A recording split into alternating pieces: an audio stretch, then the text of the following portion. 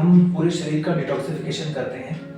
शरीर में जो भी टॉक्सिन्स इकट्ठा हो गए हैं उनको शरीर से बाहर निकाला जाता है, क्योंकि प्राकृतिक चिकित्सा का बेस ही है कि शरीर में जितनी भी बीमारियां हैं उन सभी का जो मुख्य कारण है वो शरीर में टॉक्सिन्स का इकट्ठा हो जाना है। मुख्य कार्य तो जैसा कि मैंने बताया, बॉडी को डिटॉक्स करना ही इसका कार्य है। अलग अलग तरीकों से जो टॉक्सिन्स हमारे अंदर चले जाते हैं बाहर से, बहुत सारे टॉक्सिन्स अंदर भी क्रिएट होते हैं हमारे अपने आप बॉडी में, बायोकेमिकल जो रिएक्शंस होती है उनके थ्रू, उन सबको बॉडी से बाहर निकालना, प्लस जो हमारे रास्ते हैं बॉडी के जो ब्लॉक हो गए हैं उनको ओपन करना, ताकि जो गंदगी वो शरीर से बाहर निकलती रहे।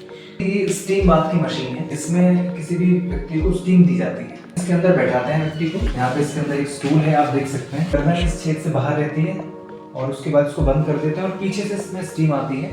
ये पूरा जो केबिन है ये स्टीम से भर जाता है। आपकी पूरी बॉडी को जब स्टीम लगती है तो बॉडी से पसीना बहना शुरू हो जाता है और 15 से 20 मिनट के अंदर इतना पसीना बॉडी से निकल जाता है कि बहुत सारे टॉक्सिन सब बाहर निकल जाते हैं। इसकी कोई साइड इफेक्ट नहीं है, इसको बहुत ज्यादा समय तक नहीं करना चाहिए, 15-20 मिनट सफिशिएंट रहता है इसमें। अगर आप ज्यादा करेंगे तो और कोई दिक्कत नहीं है, लेकिन बॉडी से ज्यादा पसीना निकलने से डिहाइड्रेशन हो जाता है, पानी की कमी आ जाती है। क्योंकि हमारा जो सिर है उसको कभी भी कोई गर्म ट्रीटमेंट नहीं दिया जाता कि सर को ना हीट पहुंचे, इसलिए हम बाहर निकालते हैं।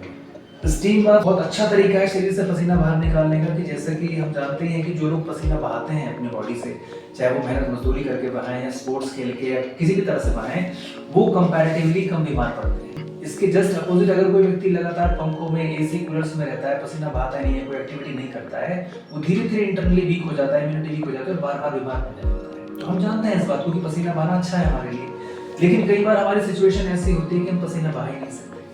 मान लीजिए हमारी उम्र ज्यादा है, मान लीजिए 70-80 साल का कोई व्यक्ति है, तो वो इतनी मेहनत कर ही नहीं सकता कि पसीना बहने लगे पूरे शरीर से, या किसी को कोई प्रॉब्लम है, कोई डिजीज तरह की है कि वो नहीं कर सकता, तो फिर पसीना कैसे बहाए? तो उसका बहुत ही अच्छा एक तरीका नेचुरोपैथी में, जिसको हम स्टीम बाथ कहते हैं। जब इसमें व्यक्ति बैठता है तो 15-20 मिनट में ही वो इतना पसीना बहा लेता है जितना बहुत मेहनत करने के बाद भी वो नहीं बहा सकता, और पूरे लाभ आपको मिल जाता है उसमें। सबसे महत्वपूर्ण चीज है वो है हाइड्रोकोलोनल थेरेपी, यानी अपनी जो आंत है, अपना जो पूरा डाइजेस्टिव सिस्टम है उसको पूरी तरीके से क्लियर करना। क्योंकि ऐसा कहा गया है कि पेट ही जो है वो सभी रोगों का जननी है, पेट से ही सारी बीमारियों की शुरुआत होती है, ऐसा हमारे पूर्वज कहा करते थे, और ये साइंटिफिकली ठीक भी है।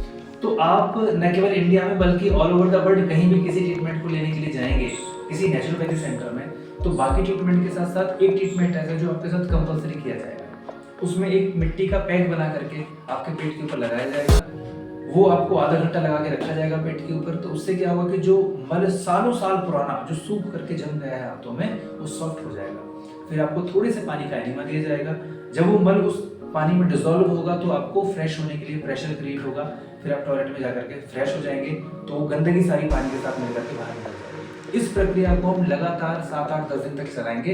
इससे पूरा जो आपका सिस्टम है वो बिल्कुल क्लियर हो जाएगा, सारे जो टॉक्सिन्स आपकी आंतों में है वो वहाँ से बाहर हो जाएंगे। मिट्टी लगाने से जो मल सॉफ्ट हुआ है अंदर, अगर आपने एनिमा नहीं लिया तो आप फ्रेश भी नहीं होंगे, फिर आप फ्रेश नहीं होंगे तो वो गंदगी फिर सूख के फिर अंदर ही रह जाएगी। फायदा क्या होगा फिर हमको उस चीज़ का?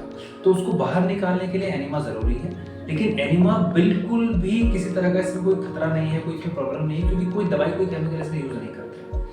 सिंपल पानी का हम यूज करते हैं, या कई बार नीम की पत्तियों का या ऐसी जो नेचुरल चीजें उनका हम प्रयोग कर लेते हैं। वो पानी थोड़ा सा अंदर जाता है, सफाई करता है, बाहर आ जाता है, तो उसमें कोई दिक्कत की बात नहीं। इसमें तो 4-5 साल से लेकर के और ऊपर 70-80 तक लास्ट में ले सकते हैं, कोई दिक्कत नहीं। बस हमें ये देखना पड़ेगा कि जो रोगी है उसकी स्थिति क्या है निश्चित रूप से, क्योंकि उसका कॉज जो मेन कारण है वो ये है कि अंदर आंतों में मल सूख करके जम गया है, उसी की वजह से प्रॉब्लम क्रिएट हो रही है। तो वो जब साफ हो जाएगा तो आपकी जो पूरी मशीनरी है अंदर की वो नेचुरल वे में काम करना शुरू कर देगी और आप बिल्कुल ठीक हो जाएंगे। देखिए स्वामी जी, अब से 100-200 साल पहले तक, जब तक व्यक्ति खूब मेहनत करता था, दिन भर उसे बहुत काम करना पड़ता था, पसीना बहाता था, तब तक योग की बहुत ज्यादा जरूरत नहीं थी एक आम व्यक्ति के लिए। योग केवल वही लोग किया करते थे जिनको अध्यात्म में जाना होता था, जिनको साधना करनी होती थी, वो लोग योग किया करते थे। लेकिन आज का जो हमारा लाइफ स्टाइल है, हम सुबह से शाम तक बैठने का ही काम करते हैं, मोस्टली बैठ के खाते हैं, बैठ के सारे काम हमारे बैठ के ही होते हैं। तो इसके कारण आज हमारा जो बॉडी का सिस्टम है वो पूरा गड़बड़ हो गया है।